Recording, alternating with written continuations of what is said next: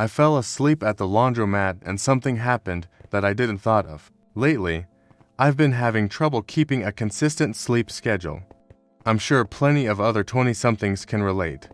Every time I manage to fall asleep at a good time, I'll stay up a little bit later the next night, and so on and so forth until once again I'm waking up at 5 p.m. and going down at 7 a.m.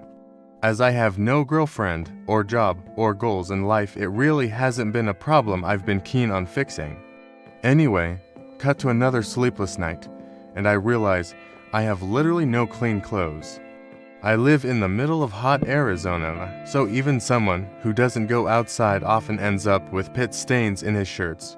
Plus the grease from wiping my meals on my jeans was getting a bit thick too. So, genius that I am, I decide to go a laundry run. My apartment complex has a laundry room a short walk away from my building, so washing my clothes at the dead of night isn't the most insane idea. But of course, that doesn't keep me from feeling creeped out on the walk there. You know that feeling. Being in the middle of the city way past a reasonable person's curfew. When it's dark and quiet, and you feel like you're the only person there, you know you aren't, though. The city has a population of several million, and you're in the middle of an apartment complex of over 50 units. That sense of quiet feels fake, that loneliness misleading. It sort of feels like you're doing something wrong, or you're somewhere you aren't supposed to be, but you can't logically put a feeling on why. Anyway, that's how I felt as I took the short walk to the laundry room. The laundry facility itself is actually outside of the gated community, for some reason, so I had to go through said gate to get there. When you're doing this after midnight, you feel like a complete asshole, or at least I did. It's one of those cheap metal gates with this new lock that opens with an app on your phone. So, in addition to the loud rusty sounding creak of the gate opening and the echoing slam of it shutting, there's also an obnoxious when it unlocks.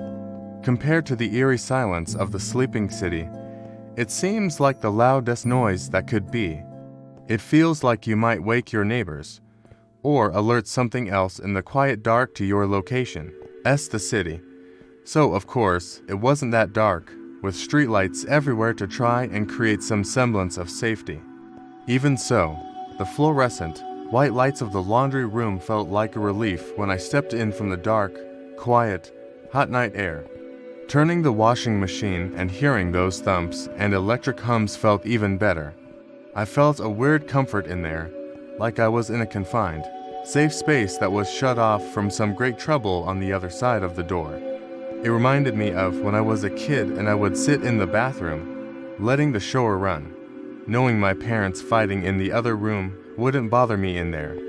If that seems like too much information, it's because it's such a specific kind of feeling, and if you can relate, you might understand how weird it was to suddenly be feeling it here. The point was, I sat down on one of those little benches facing the wall of dryers. I sat down, looked at my phone for a minute, then I leaned my head back and shut my eyes. The next thing I remember was the sound of someone trying to turn the locked doorknob to the laundry room. The room has sort of an L shape, and my back was to a wall that blocked my view of the door, so I couldn't see who it was. I could tell, however, that they were really trying to get in, shaking the knob violently as if the electronic lock would give out with enough pressure. I thought about letting them in, but then I heard them. "Hello," a man's voice said. "Are you in there? Can you open the door? Open the door, please." Maybe I'm just a bad person, but as soon as I heard him speak I froze. I decided, in that moment, not to be a good Samaritan, and instead stay sat there, where I knew he couldn't see me. I remember thinking to myself, if he was supposed to be in here, he'd have the app on his phone too. If he was allowed in here, he could unlock the door.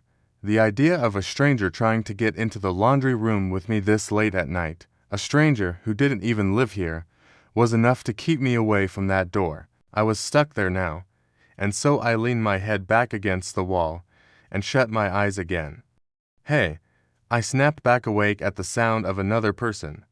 There was a guy, peeking over from the bend of the corner, as if he wasn't sure if he was supposed to see me there or not. He was dressed in a black sweatshirt and skinny jeans, bald, with the greenest eyes I think I've ever seen. He was pale and gaunt, and had a look that made me think Tweaker against my better judgment. I made small talk with him, trying to act like I wasn't just asleep. We talked about how hot it was out there. He asked which machines were empty, and I said all of them more or less. It was an awkward, quick little exchange, until he said, "Did you hear me at the door? I felt icicles on the back of my neck." It was only now that I recognized the guy's voice as the same from before. I felt guilty, and more than that afraid of what he might do if I said yes. I immediately felt all the more uncomfortable being alone here with this guy. No, I lied. I was asleep. Sorry. "Are you lying to me?" he said, with a weird sternness in his voice. It was like a parent talking to a child. "No," I responded. "No, I really was just asleep. I couldn't hear you. Sorry." He responded. He stared at me for a moment, his mouth hanging slightly open. It felt like the longest couple of seconds of my life, until he walked away to tend to his wash cycle. I stared at my phone until he left, dreading every single moment as I attentively listened to the sounds of his footsteps until I heard the door shut again. When I was certain he was gone, I knew it was time to get back home. But then I froze again. If I was uncomfortable being alone in here with him, I thought it would be so much worse being alone out there, in the dark, with him. What if he followed me home?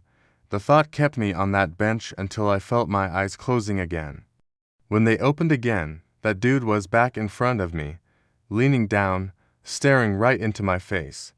I jumped, to say the least, but didn't have the courage to shout at him or do anything but whisper "what the fuck" in a panic.